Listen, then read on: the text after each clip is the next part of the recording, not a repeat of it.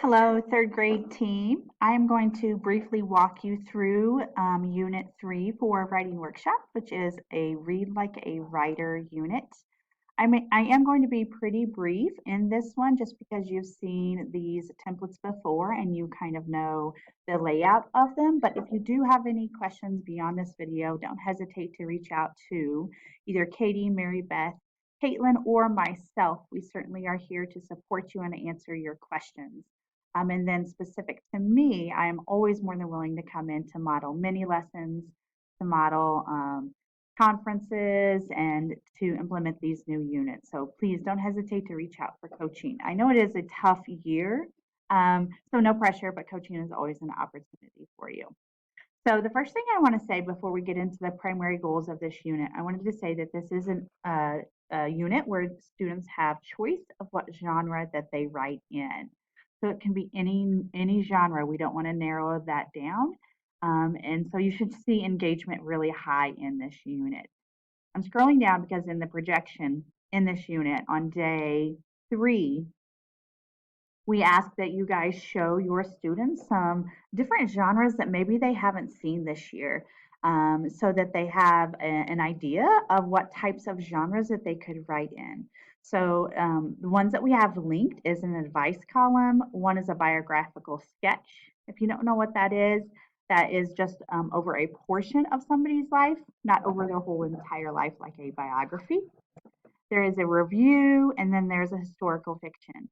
You can pull other genres to show students on that day. Anything that you want to is totally fine, as long as it is not a picture book, because the writing that we're asking our kids to do in this unit is writing that's more like what they would see in a short story or a feature article in a magazine, something that is shorter and not over the course of pages of a picture book. So we do not want to use picture books within this unit. We want to give them a vision of something that is like what they are going to write about. You might remember Matt Glover talking about that we should always give students a vision for the type of writing we are asking them to do.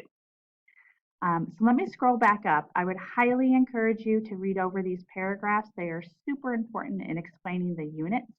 I'm not going to go through all of that because you can just read it yourself, and I don't want to waste your time on this video.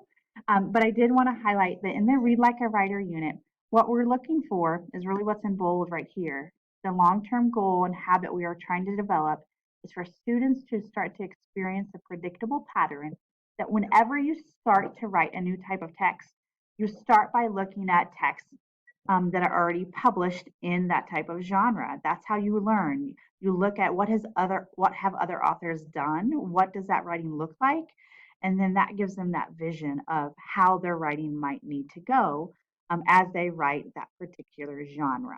So it is a process unit. And you might remember that this year we're focusing not just on the type of writing that our kids write, like we're not just teaching writing, like narrative writing, informational writing. We are teaching writers. So these process units have to do with the habits that writers develop in order to become good writers. And so that's what this unit does. As you do this unit, your kids will probably be along a progression on the skill of reading like a writer. So I did want to highlight that in these paragraphs. Some students might just be reading like readers, where they read for comprehension. Some readers might read and notice things that authors do, but they don't try them out. The next level is they might read and notice what authors do and try out easy to notice things like manipulated font, like bold font, colored font, bigger font size. And then last, they notice sophisticated techniques that authors use, and they try those out in their writing. So as you confer with kids, think about this progression and think about, where is this student at? Where's this writer at in this progression, and how can I move them to the next level? And I want to emphasize that this is not just about noticing, it's about the skill of actually trying it out in their writing is what we're going for. That's what we're going for in regard to mastery. In your mini lessons, make sure you model that process of reading like a writer. Your mini lessons should not always be, let's think together as a group. Remember that CTAL process, the connect, teach, active involvement, and link, we're still using that CTAL process. So in that teach part, you're taking a few minutes to model what the thinking of a reading like a writer is. So you're doing that think aloud as you look at published mentor text and you notice the techniques and then you try them out in your own teacher mentor text. And we are highly encouraging you to try out your own teacher mentor text, which means that you do this writing too, the writing that you're asking your kids to do, so that you can then model that within your own piece.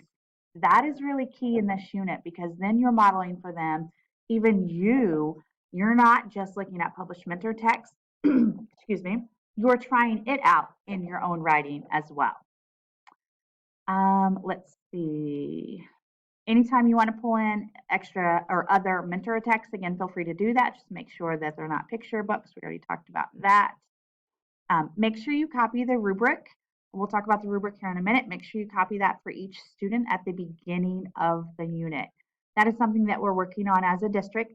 And I do want to say, if you haven't done that yet in other units, know that I'm giving grace. We are giving grace on that because it's a tough year and we haven't really had a lot of time for discussions on that.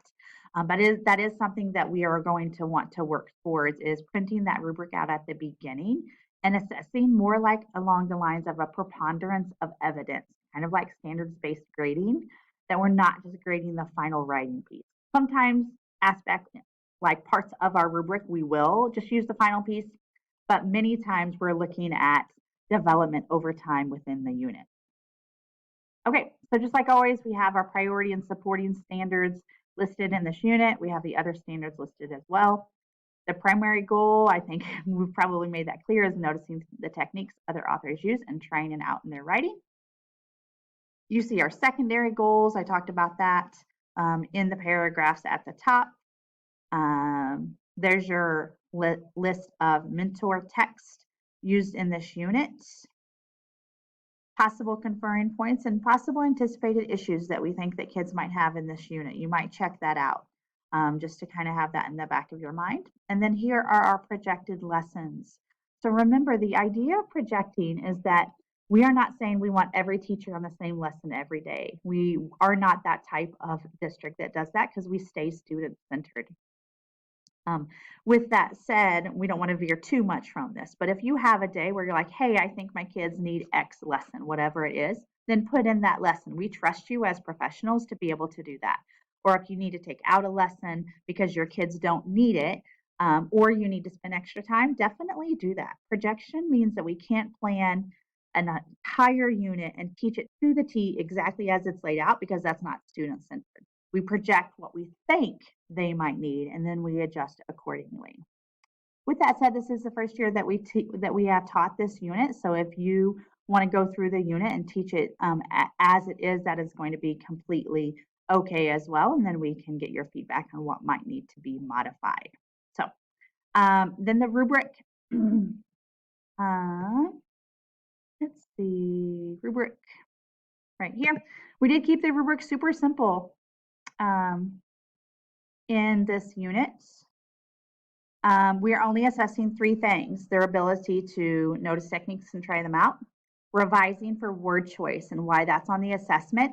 We have several lessons on using word choice and noticing authors' word choice and trying it out, and it's a priority standard for 3rd grade, so that's why it had to be on the rubric. And then editing for writing conventions is a supporting standard in 3rd grade. And we put that on the rubric as well. So hopefully you find this rubric a little more simple than what some of your other units are if you're just assessing these 3 things. So let me go back, make sure that, let me scroll through, make sure I did not miss anything I wanted to hit on. Excuse me. There you start with your 2 immersion days. Make sure you do those immersion days. Yeah, I think that's it. Again, guys, if you have any questions, don't hesitate to reach out. I don't know when you're listening to this. If it's before Christmas break, have a phenomenal winter break. It is well deserved. You guys have worked very hard this year. I know how stressful things are. If it's after winter break, I hope that your break was amazing. And I look forward to working with you 2nd semester. All right, guys, bye.